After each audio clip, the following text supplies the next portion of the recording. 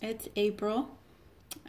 So I successfully completed a 7-day yesterday. So today I'm going to talk about refeeding, what I'm going to do, but I will quickly go over what I understand the snake diet says you should do, and then tell you what I actually plan to do. So, according to my understanding of the snake diet, you fast for as long as you possibly can, because your willpower will probably give out long before your fat does. So you fast as long as you can, as long as you have body fat, excess body fat, I should say. And then you refeed one time, one meal for 80% veggies, and then you go right back into fasting again until you are no longer excessively fat. Now, I want to tell you what my plan is and why. And my plan is based more around healing rather than just fat loss. Now, losing body fat is healing because your body fat is poisoning you, basically, by releasing hormones that imbalance you and inflammatory cytokines and all this other stuff, messing up your, it's just messing up your hormones and your brain in all different ways that it would be really difficult to explain, but you could really look into the science behind it if you watch Found My Fitness, Rhonda Patrick. She has great people on there that'll tell you a lot about that. So yes, fat is poisoning you, but beyond that, I'm trying to heal my body from many years of smoking, from years of panic attacks and stress and adrenal fatigue, and I've always tried to be very healthy for what I understood at the time. The problem was that I had misinformation, so I was doing things like eating 15 times a day, little amounts of nutrient-dense food, thinking, oh, look at me, I'm keeping my metabolism going, I'm eating all of these nutrients, and I'm somehow still not healthy though, And then I figured out that I was eating too much, too often, so now I am fasting. But when I refeed, I don't want to just eat, a pickle or something, which I know some people do. There is that girl, Sasha, who I love, and you should watch her videos. And during her refeeds, she'll eat something simple like ketchup or pickles, which is fine. I guess if you're trying to lose weight and you want to do that as quickly as possible, and you're not as concerned with the effects of autophagy and trying to make sure you're killing off cancer cells or repairing damage. So, and that's what I want to do. So let's talk about what I'm going to do. Now, if you're doing 5 to 7 day or 8-day fasts or something like that, then that's the perfect amount of time, because after that 4 or 5 day mark, you've spent many days already in autophagy, breaking down damaged, inefficient cells. And then when you refeed, you're going to get the boost of stem cells and other things like the BDFN, which they call Miracle Grow for your brain. Another thing, when you're fasting, your white blood cells cut in half, especially if you haven't fasted in a long time, because it's wiping out the inefficient ones, which is your immune system. And then upon refeeding, you are getting a huge boost in white blood cells because it's replacing them. And now, if you're going to go through this amazing process when you eat, this amazing opportunity to rebuild, then you want to give your body the very best of what you can. Give it the best material. Not only give it the best material, but avoid giving it the wrong material. Because if you give your body, let's say, PUFAs, polyunsaturated fats, vegetable oil, canola oil, you know, all of these unhealthy fats that are unstable, and that's what your body has to work with, then that's what it's going to make the cell out of. It's going to make the cell out of unstable fats. And then what's going to happen later, you know, the cell is going to be prone to damage, and then now you are susceptible to cancer again. So you want to give it good stuff and don't give it bad stuff. And let's see, so you'll probably want to look more into autophagy if you haven't already. You could also look into the stem cell thing if you haven't, and the BDFN, which will cause your body to, or your brain to start growing synapses, new brain cells. And I'm going to explain what I understand from other researchers of how this works. So in a time of a lot of food and abundance and everything is good in the world and there's excess food, we're going to be eating all the time. There's not going to be any stress on our bodies. Life is going to be easy. And when we don't have good stress on our body, then we don't develop these coping mechanisms, this response to the stress, to be stronger humans. And we're just sort of soft and weak, and you start to break down faster. Now, the theory is when there is a lot of food in abundance, well, then we don't need 40-year-olds making babies, because we have very healthy, you know, teens and young women to do this. So you're not really needed anymore. That sounds bad, but it's true. You're not really needed anymore. You're not strong, and you're weak, and you're just going to fall apart. Now, if we're talking about a harsh world where food is not abundant, where the human population is in danger, well, then you're going to need to live as long as possible to continue the human species.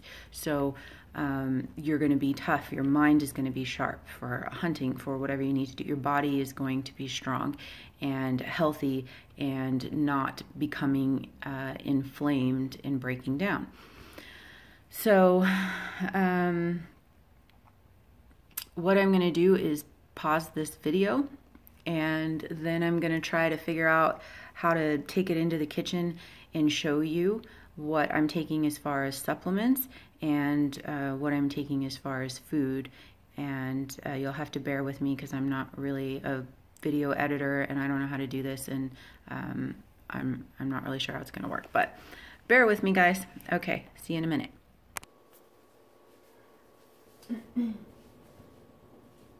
Okay, so I think I figured it out.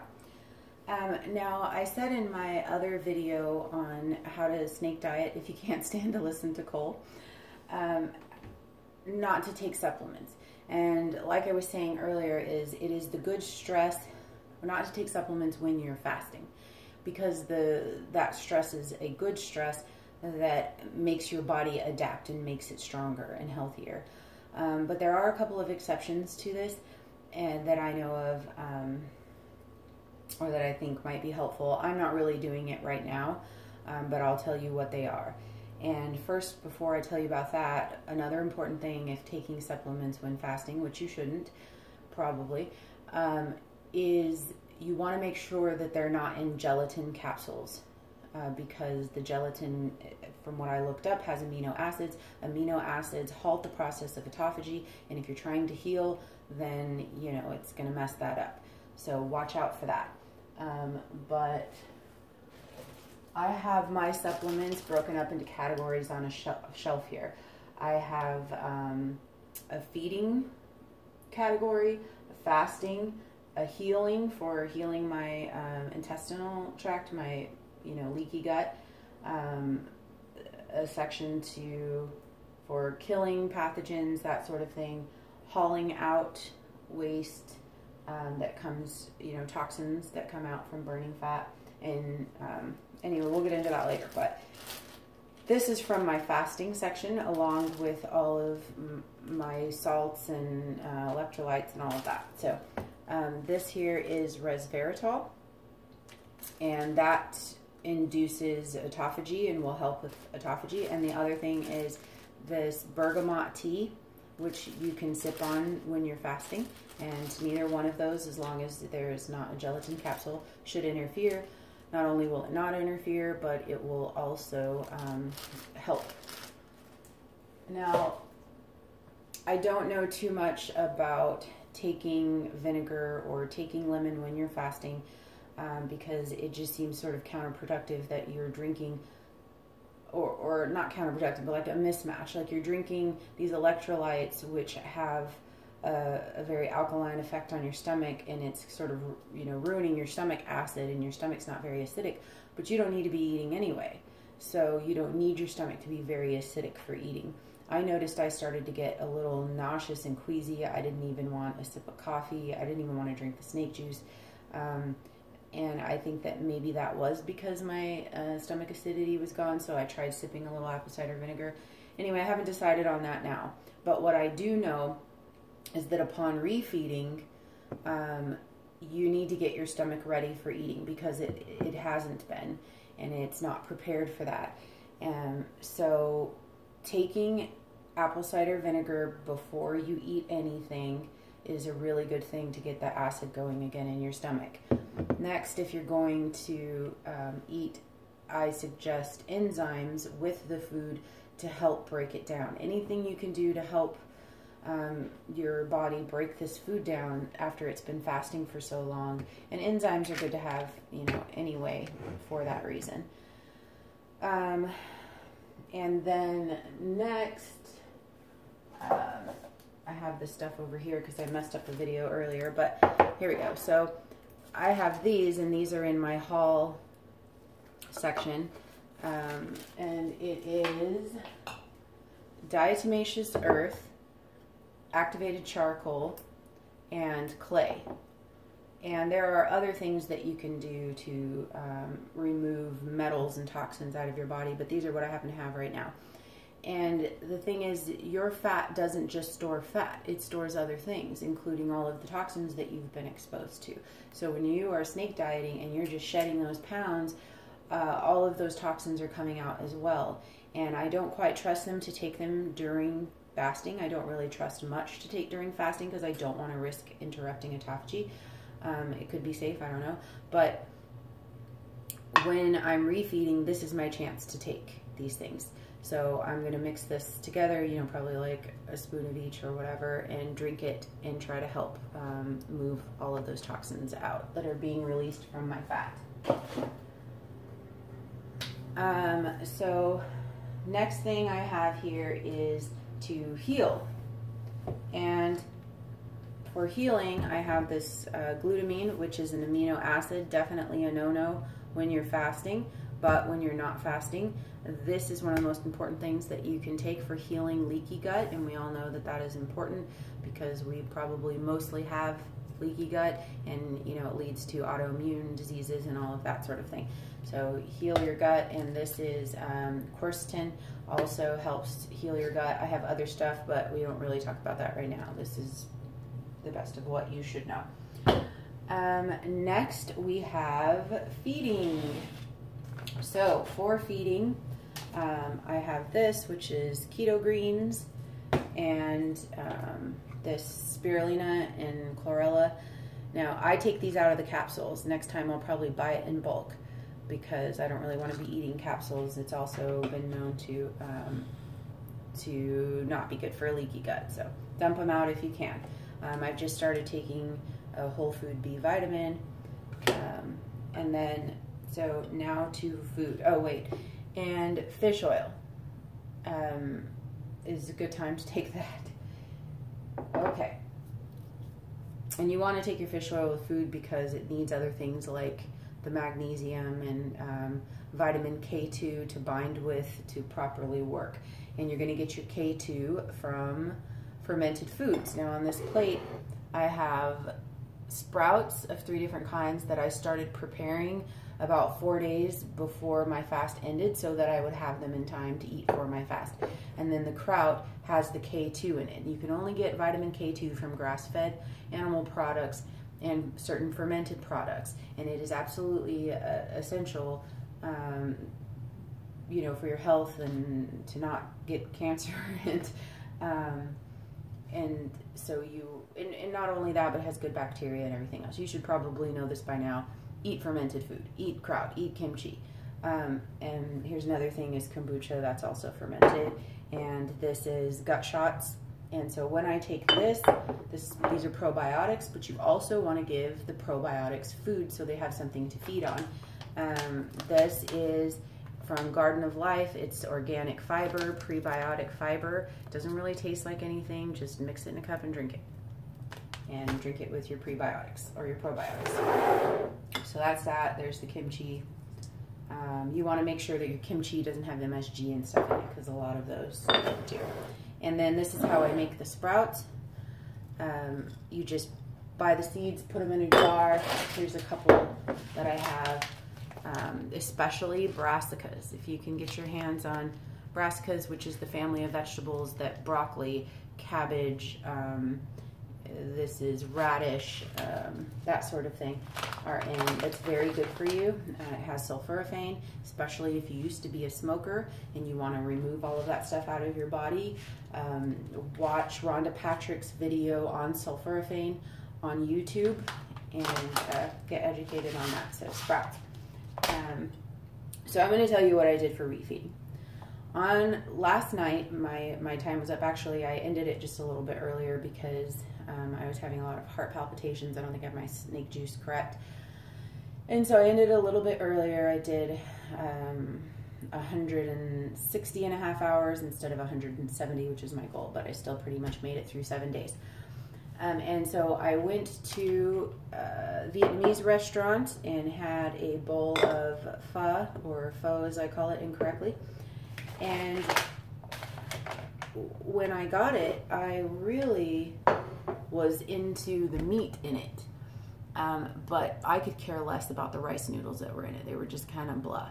And after a few bites of the meat, I was just kind of blah. It was almost disappointing that I wasn't as into the food as I would have thought, because here I was seeing everybody in my house eating and fantasizing about how good that must taste. You know, I would see food just sitting there in the fridge. They weren't eating it. It was going bad and it looked so amazing. And I would think, what the hell is wrong with these people? If I could be eating this, I would. But then when I actually ate a few bites, it was just like, oh, okay. And I thought that I would be into carbs more than I was. But I just ate the meat and the sprouts off the top, and then I brought most of the noodles back to my son and gave it to him, and I drank some of the broth. And then I made a bowl of fruit, and it was fresh blueberries, strawberries, and some dried fruit like some figs and apricot and a couple of dates. And I really wasn't that into that either. And I was kind of getting frustrated, and then I thought, well, this is a good thing. Like, you want to try to break the addiction to food, and it really did remind me once again of smoking. You know, when I wouldn't smoke for a few days, and finally I would give in and I would smoke one, and then I would think, this isn't even that great. Like, why did I mess this up for that? You know, it's just never as good as you think it's going to be, because your hormones have changed, your stomach has changed. You know, it's not the same anymore. And I think that, again, the reason why the fat was so good, or the meat was so good, was because fasting goes hand in hand with wintertime scarcity and keto, because that's what's available. And the other thing that tasted really good was the sprouts. Like, I took a bite of those and they tasted great. Other stuff, blah. So that's my guess as to why. And then today, what I'm going to do is to juice. And the reason is this. And I'm going to juice mostly vegetable, maybe a little bit of fruit in there, some citrus and stuff, but mostly vegetable juice, and I'm going to drink that throughout the day. And the reason is this, because to get into a state of autophagy, you need to not have amino acids, proteins in your body. And the sooner you run out of them, then the sooner you're going to go back into a state of autophagy. And this is probably why Cole recommends doing 80%. Well, I think he recommends it so you don't get constipated. But, so if I do this fasting for a day, I'm accomplishing a few different things here. One, I'm accomplishing getting in all of these really great nutrients to help my body in repairing from the stem cells. Secondly, I am allowing my body to clean out from proteins and excess carbohydrates so that when I fast, I will more quickly get into ketosis and autophagy. And then third, it's going to really help hydrate me because I get so dehydrated. My lips have finally today, all the skin has come off of them and they're finally like kind of sore and soft again. And so I get really dehydrated on a snake diet, probably not drinking enough of the snake juice, but it's going to help me get hydrated. So what I'm going to juice is, actually let me pause it and I'll pull it out and show you. Okay. I didn't have any cilantro in my fridge, which I forgot to grab, but I would have added that in here. But I have celery, which is really great, also has a lot of electrolytes in it, and a lot of healing properties that you can look into, and a ton of ginger. This thing is huge, but I love ginger. I know some people just cut off a little tiny piece to put in their juice, but I want the whole thing. And organic cucumbers. Everything here should be organic if you can. Lots of citrus and maybe an apple. So that's what I'm going to put in my juice. I'm probably going to also eat my sprouts today, and kimchi, and I finished my kombucha. But what I wanted to talk about was addiction to food. And I keep comparing this to smoking because it feels so much like that. It is pretty much the same thing. I mean, it's a drug. These foods are drugs because most of the foods we're eating were not actually food. They're food-like products. They're like, I would tell my son, toys. That it's toy food, toy pretend food that they make smell and look like food that we're eating, but it's not real. It's not actually food. And so the question isn't, why is everybody dying? The question is, how the hell are we still even alive? It's very impressive that we're not just dying like that, because if we were a houseplant, we would be dead.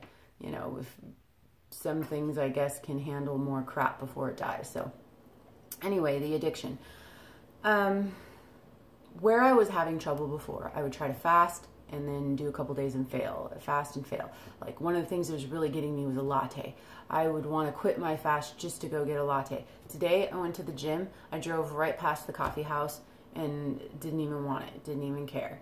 And so this is helping you break the addiction. So when you refeed, my mentality before was, oh, I'm going to go have everything that I wasn't allowed to have when I was fasting. I felt like I was being, you know, oppressed, and then I wanted to go, you know, rebel like the preacher's daughter, you know, and I was only hurting myself, because how can you ever maintain this long term? How can you ever heal yourself if you haven't beat the addiction? And so I might get more strict about carbohydrates later, but whatever. So what I'm doing now is anything that is an addictive food I want to avoid. And my rules for this time, and also anything that causes inflammation that, you know, might have reactions or something to, or aren't good for me. So like wheat, absolutely no wheat, which I don't usually eat anyway. Processed sugar, I don't want that. And then I believe that I have a problem with nuts, coconut, any kind of nuts, so I'm avoiding that. I think that's giving me inflammation. And so, yeah, trying to avoid on your refeed anything that is going to get you rehooked and re-addicted and cause inflammation and cause weight gain. And you want to think of this as it takes time to stop an addiction, to cure an addiction. And if you do fast, you know, take the drugs, fast, take the drugs, you know, it's never going to end. So use your fasting time, rethink, change your thinking as to, I'm going to have whatever I can't have, to I'm going to nourish my body during this amazing opportunity before going back to fasting and still trying to keep heading in the right direction. You know, because if you eat a bunch of junk, your weight's just going to go up again, and then you're going to have to work harder at it again. So think of it as a long-term goal, not as separate things. Think of the refeeding as part of the fasting. It's part of it. And if you do that, then instead of two separate things, it might really help you. And another reason why, you know, I'm doing all this is, yeah, I don't want to feel deprived. And I feel like and instead of doing one feed, eating for the whole day. Now, it just so happened my last fast ended at night. I would have rather it ended in the afternoon or whatever it was. I would have rather done my refeed all in one day instead of last night and today. But that's okay. So I'm sure I missed some things that I want to say, but that's all right. Otherwise, I think this was pretty successful. So happy fasting to you all. And find me on Instagram if you want, because I'm posting some of the infographics and the information, because I'm not good at editing photos or videos. So that is waterfast_girl or snakefast April. I think you can find me under either one there. And all right,